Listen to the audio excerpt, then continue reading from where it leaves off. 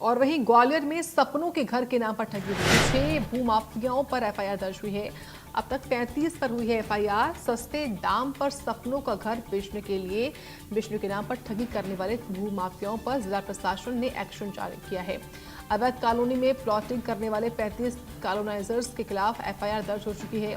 अवैध कॉलोनियां बनाने और बेचने के मकरजाल में 6 और नाम सामने दर्ज आए हैं। इन सभी लोगों ने सरकारी तंत्र को अनदेखा कर खेती की जमीन पर अवैध कॉलोनियां बसाई थी। प्रशासन की जांच में इन भू माफियाओं की धोखाधड़ी का खुलासा हुआ है। अपने घर का सपना संजोने वालों को सस्ते दाम पर जमीन बेचने का झांसा दिया गया है। इन पर हुई थाना बिजौली में एफआईआर और इनमें रविंद्र, जितेंद्र, अर्जुन, रंजीत, धर्मेंद्र, तोमर, अमित, रामप्रकाश शर्मा, सुनीता यादव सबके नाम शामिल हैं। तो 6 भूमाफियाएं हैं जिन पर एफआईआर दर्ज हुई है ग्वालियर में।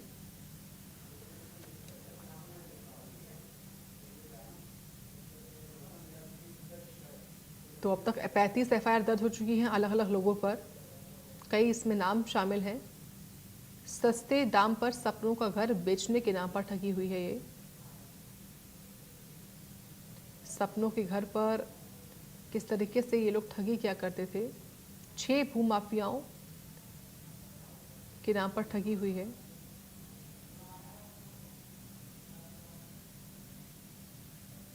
अब तक 35 लोगों पर एफआईआर दर्ज हो चुकी है।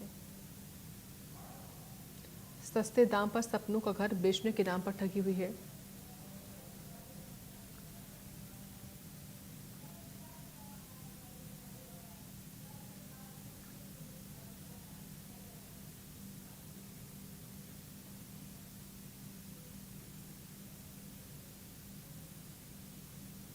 भूमाफियाओं और जिला प्रशासन की यहाँ पर जो कार्रवाई है वो देखने को मिल रही है। सरकारी तंत्र को अनदेखा कर खेती की जमीन पर अवैध कॉलोनियां जो है वो बसाई गई थी।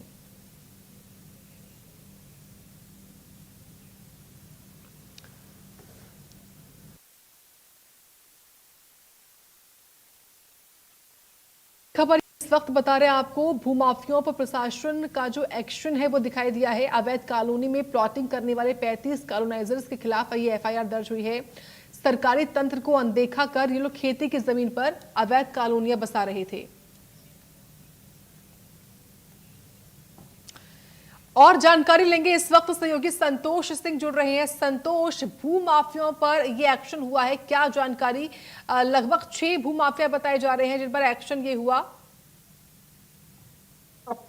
देखिए, बात की जाए तो ग्वालियर जिला प्रशासन ने ग्वालियर जिले में जिस तरह से अवैध कॉलोनियों का जो कारोबार दस्तूर जारी था और इन भूमाफियाओं के हौसले इस कदर बुलंद थे कि जो खेत की जो जमीन है उसको अवैध कॉलोनी के रूप में यहाँ पे प्लॉटिंग कर रहे थे और जो लोग सपनों का घर बनाने के लिए तिनका तिनका यानी कि पैसा जोड़ रहे थे और के पैसों पे कहीं ना कहीं ग्रहण लगता हुआ अब दिखाई दे रहा है। दरअसल जिला प्रशासन की तख्ती के बाद अब तक 35 ऐसे कॉलोनाइजर है, भूमाफिया है, जिनके खिलाफ अलग अलग थानों में एफआईआर दर्ज की गई है। ये एफआईआर मोहना, घाटी गांव और पुरानी छावनी थाना क्षेत्र, तिगरा थाना क्षेत्र के अलावा अब मुरार थाना क्षेत्र में भी एफआईआर दर्ज हो चुकी है। यहाँ बिजौली थाना क्षेत्र में 6 ऐसे कॉलोनाइजर है जिनके खिलाफ एफआईआर दर्ज की गई। अगर बात की जाए तो इन्होंने जो नियम कायदों को ताक पर रखते हुए कॉलोनियों का काला कारोबार जो है वो यहाँ पे जारी कर रखा था, इसलिए जिला प्रशासन की जो गाइडलाइन थी उसको भी दरकिनार किया था।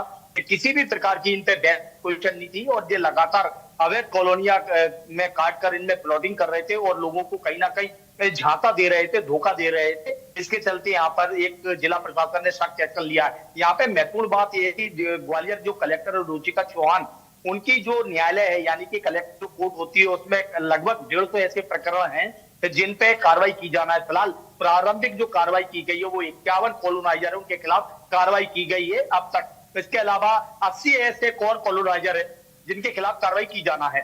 जी, लेकिन संतोष, ये पूरा मामला संज्ञान में आया कैसे, कब से ये भूमाफिया ये काम कर रहे थे अवैध कॉलोनियां बसाने का।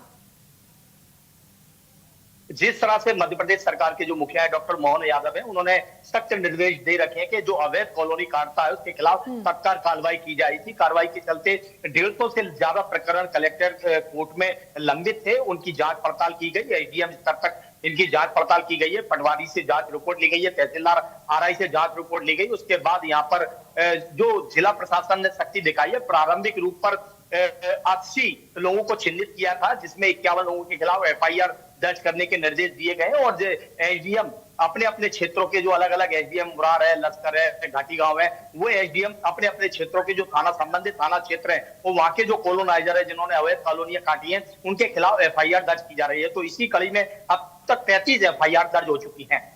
ठीक है, बहुत धन्यवाद आपका संतोष, विस्तार से बताया आपने इस बड़ी खबर के